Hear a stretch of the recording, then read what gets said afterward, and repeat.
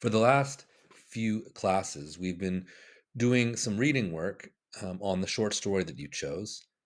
And you may have noticed that the slideshow that I've been linking for you is called How to Write a Thematic Essay.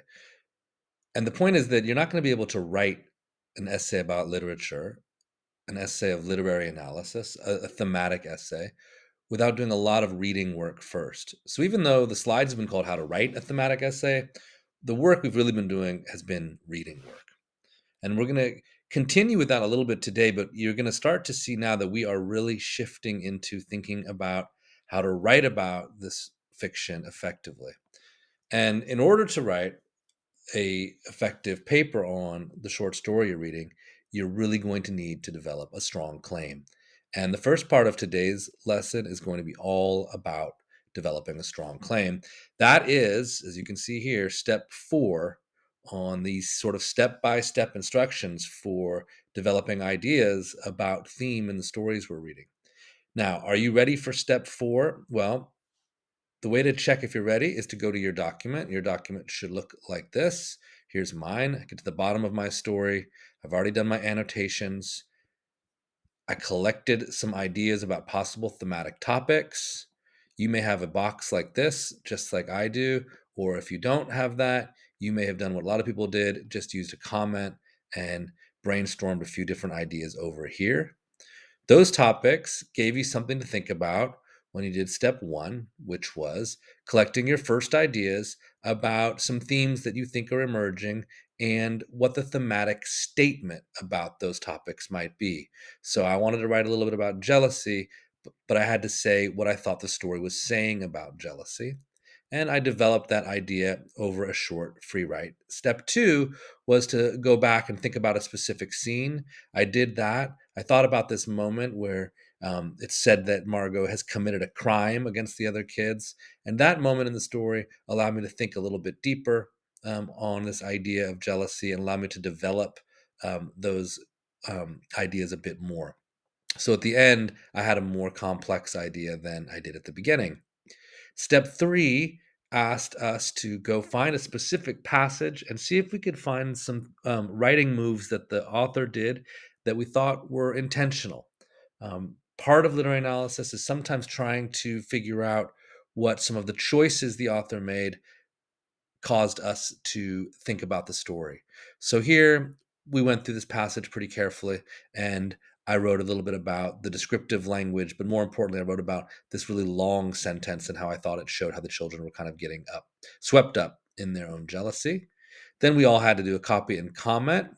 So I found a passage and wrote a bit about that. And now you'll see what's next is this idea about possible claims. So if you've done all the work that I've done, you are now ready for step 5, which is writing a strong claim. So before we get into that, let's just think about what would make a good claim. So let's think about All Summer in a Day. Here are a few different claims that I've come up with. In Ray Bradbury's All Summer in a Day, a compelling message that emerges is that jealousy makes people selfish. Or do you like in the story a compelling message that emerges is that when jealousy and grief get the best of us, everyone suffers? Or do you like the message being when you act out of jealousy, you will feel guilty? Or finally, in Ray Bradbury's story, a compelling message that emerges is that it is difficult to watch someone grieve what you never had. You might want to pause the video here and see if you can choose for yourself which one you think is strongest. Well, it's not exactly a trick question, but I can tell you that when I ask students to choose, I've found that often different students choose different claims here. And I agree that all of them are usable. I do think that the first one we will find might end up being a bit too simplistic for us to use. And I think that oftentimes a claim like the second one, when jealousy and grief get the best of us, everyone suffers, has enough parts in it that gives us a lot more to write about. But I do think there are aspects of all 4 of these that are fine. It's just a matter of your own choice and how you see yourself being able to support it with evidence. So, those are some possible claims. You're thinking about your story. The question for you would be, how are you going to write a strong claim about what you think the thematic message of your story is? So here's a basic strategy. Come up with a few different possible ones. Be thoughtful. Having several options, like I just showed you on the last slide, is going to really help you make a smart decision about finding one that is good enough for a full essay. When you're writing these claims, avoid being too general or vague.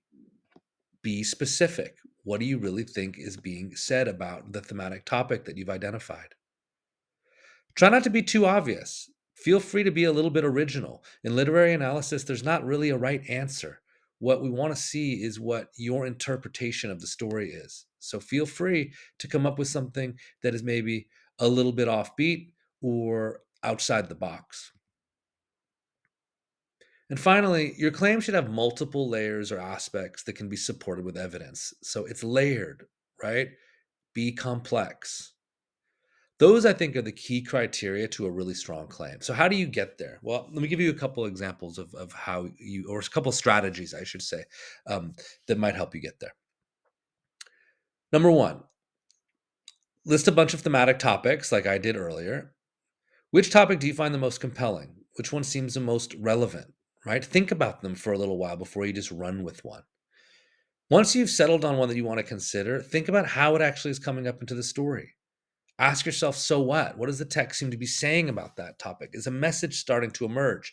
Now, the good news is you've pretty much already done this. All the free writing that I've asked you to do so far has been meant to lead you to exactly this moment where you've already thought about some thematic topics. You've asked yourself, so what? You've looked at the text a little bit, and your ideas about it have developed or evolved. So, now how do we turn that into a really specific and thoughtful and original claim? Well, here's a method that could work. Name that topic that you've identified and then give it an adjective and then answer the question, why? Let me show you what I mean. Here's an example of a potential thematic statement from a story. Power, that's the topic, is dangerous. That's the adjective. Okay, good enough. It already feels a bit too general, though, a bit too vague. And that's where that red question, why, comes in. Answer it.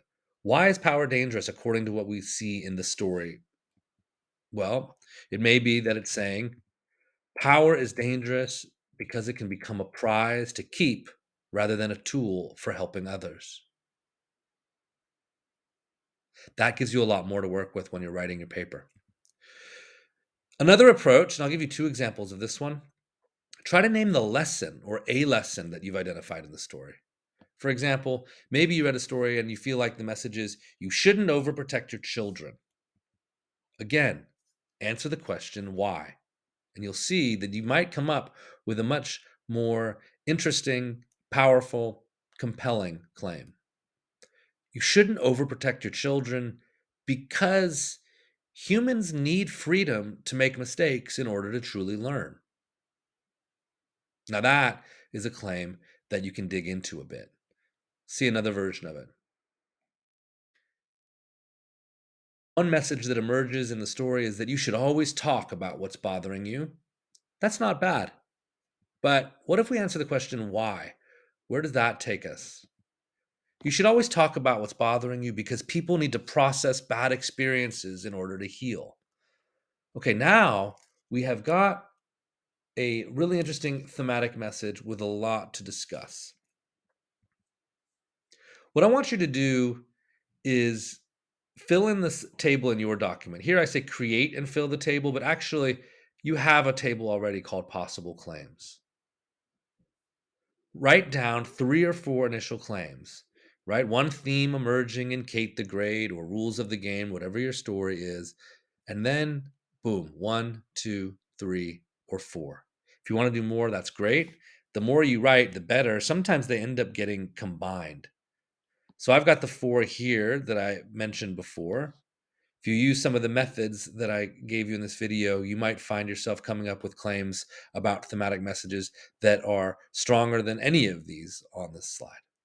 Again, I want to see it in this red box, a list of at least 3 or 4 claims, possible claims about the thematic message in the story you are reading. Good luck.